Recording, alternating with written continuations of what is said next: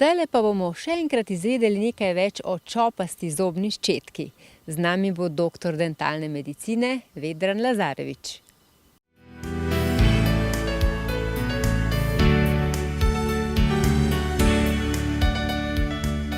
Kar je za Sherlocka Holmesa povečevalno steklo, je čopasta zobna ščetka za vse starše, ki imajo nos za detajle in ki vejo, da zobna gniloba ni prisrčna niti pri majhnih otrocih.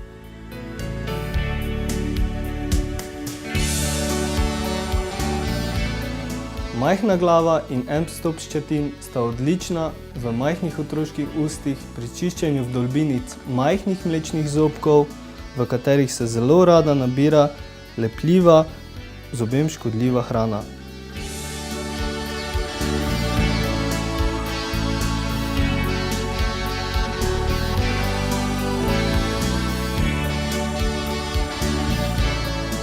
Ukrivljenost glave čopaste zobne ščetke pod pravim kotom je kot naročena za čiščenje izraščajočih prvih in drugih stalnih kočnikov pri otrocih, ker jih oni sami dostikrat pozabijo očistiti, saj zobje niso v isti ravnini z ostalimi.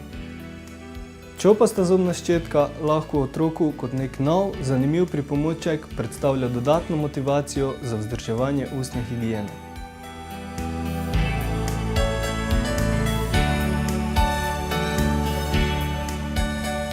Ščetkanje zob je vsakodnevno rutinsko opravilo. Ravno zaradi te rutine se nam pogosto zgodi, da pozabljamo težko dostopna mesta, kot so izraščajoči modrostniki, zadnje ploskve zadnjih zob in tesno stanje v sprednjih zobeh. Taka mesta lahko odlično očistimo z čopasto zobno ščetko, ki ima odličen nos za detajle.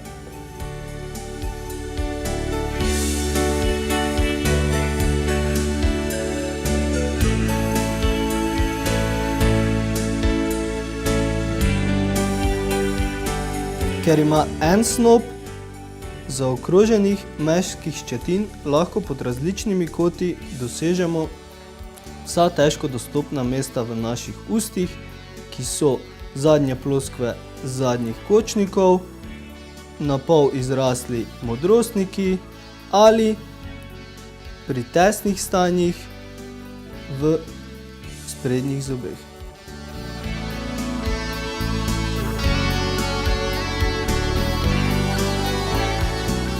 Njeno majhnost lahko s pridom izkoriščajo ljudje z močnim refleksom bruhanja pri ščetkanju zob in si tako lažje sčistijo jezične ploskve zadnjih zob.